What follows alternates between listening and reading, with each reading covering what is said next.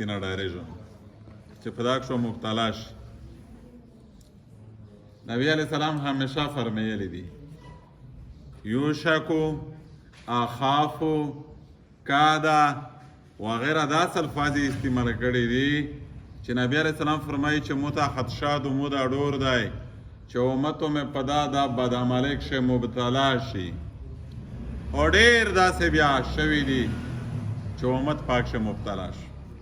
نن حدیث شریف شریدري مې خوش پیغمبر څه فرمایي عن جابر بن سمرة قال سمعت رسول الله صلى الله عليه وسلم يقول ثلاث أخاف على أمة الاستسقاء بالأنواع وحيف السلطان وتكذيب بالقدر. خوش پیغمبر فرمایي چې په امت درې قسمه خلک ته زه په ډارېږم چې دو په دا درې قسمه خلکو په غلطۍ کښې مبتلا شي. اول دا چې ځینې خلک عقیدې دره خروپې دي چې هغه و یو اچار په دنیا کښې کېږي خدا سو نه چې دا الله کړي دي. هغه دهریون وي دهریون. امیجه باقاعده سر سید احمد خان سره یو اختلاف دا دی چې د یوه فرقه نیچریه ایجاد کړې وه چې خدای هېڅ نه کوي. دا څه چې کېږي په دنیا کښې دا نیچرلی دي. که بارون کېږي که ژالې واریږي که اسرار درېمي که ریزي میلاویږي دا نیچرې دي. دا خدای قدرتي نه دي. یوه طبقو رسول الله فرمایي چې داسې روشي چې دا واري نه واریږي یو قوم او داسې وي چې اویې چې دا خو منزل ورولی دی. څلوېښت منزلونه ځینې قومي جوړ کړي دي. داسې دا میاشت پکښې درېمې یا چې کله میاشت دا منزل ته ورسي دا بیا اور وروي. داسې نه یې چې دا خدای وروي. په دې ویس وخت کښې دا طبقه موجوده ده. د پیغمبر د خدای دا تجزیه دا ټیک تو. دومه یې چې زه په دا امت ډارېږم چې داسې وختو پې روشي چې حکمرانونو وي بادشاهونو وي وزیر اعظمونو وي با اختیار برسره اقتدار سټیټ پاورزو ورسره وي دو وي ظالمون. توس نه زه پوښتنه کوم چې په دنیا کښې په دا ویس چې توس یې زولي یې مش باز د تومره رضی الله عنه راغلي چیرې معادل بادشاه لیدلی دی. داس بادشاه توس یې لیدلی دی چې دا سپین ږیري یې مو پلاري نیکي هم عمر یې چې توس وایي چې دا ډېر عادل و. فاسق دی فاجر دی. په یوه فسق فجر کښې خو خود مبتلا وي. لیو په یاشي کښې مبتلا وي. لیو په ظلم کښې مبتلا وي. لیو په کرپشن کښې مبتلا وي. لیو مطلب په مهنګایۍ کښې مبتلا وي. لیو د عوامې غام نه کوي لا اوبالي وي ډیس کیرز وي یعنی بې غمه وي. خوش پیغمبر فرمایي چې مو امت حکمرانون چې وي او ظالمون وي. وخت روغلی دی غونډ حکمرانون هېڅوک عادلون نشته دی. او درامه یې چې هغه طبقه وي چې څوک تقدیر نه ماني تقدیر ونه ماني. میش باقاعده پریشانه مخشه حدیث در شریک کړی وه. اول په اور میش توس په تقدیرات غږېدلی په قدر.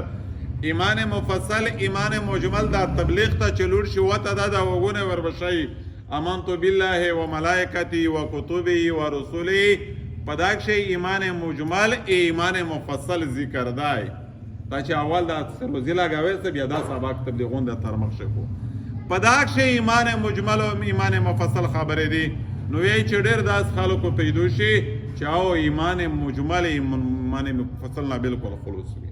او ډېر داسې خلک دی چې نه جانات ماني نه جوزاخ ماني نه بحث بعد الموت ماني او نه قدر د خیر ماني نه قدر د شر ماني.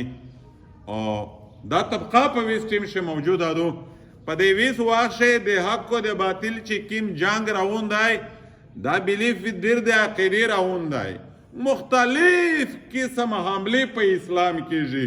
عقیدې په حواله کېږي فحاشۍ په حواله کېږي دولت په دنیا کښې کېږي د اسباب په دنیا کښې کېږي ټیکنالوژي په دنیا کښې کېږي کنسپټ نظریې په بنیاد کېږي تقابل فرقي څومره ډېرې فرقې پیدا شوي په بنیاد کېږي د قومیت په اسلام په هر روب کښې حملې روانې دي.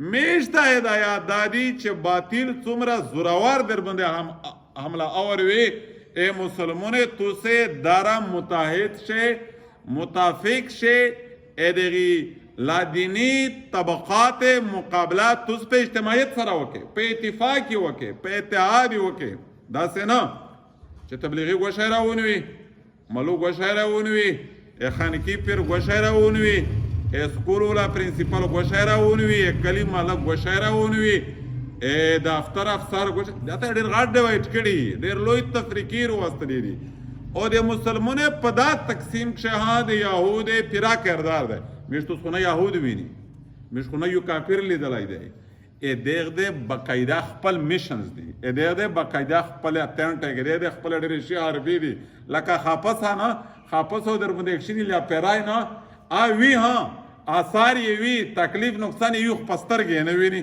چا خاپس لیدلې دو چا پیرای لیدلای دی مش خدای ضرر نه انکار نشي کولای خاپس دغه سو بوسی کنه او پیرای دی هډر ضرر وی کلا کور در وسیږي کلا مطلب په کمره دی وچوي مغزای دی متکی کم از کم میشتو سخمانی چې داشته ای یهود ډیر سازشین اداستی دی غیار دی دین دشمن طبقه چې په اسلام حمله کو قومونو ته احساس نشي چې کلام ډیب کو بیا احساس ورته وشي نو خوش پیغمبر فرمایي چې درې قسمه خلک داستا چې ز پاډاریږه چې او په دا ګمراهۍ کې مبتلا شي چې ور واریږي یا چې دا منزل دی میاشت مسترګ منزل دی میاشت ورولای دی چې بادشاه روشي د ظالم مردريمي او څوک قدر د خیر د شر نه مانی او دا درې واړه موجوده هشو الله جل شانه دا میجه دغه نه وسوتي کلام دا مش تحفظ وکي ایمان ډیر زیاته کوشش کول په چار دي د عقیدی عمل کا میجه پرید ذره کا تنافر کی چا عقیده بګاړوي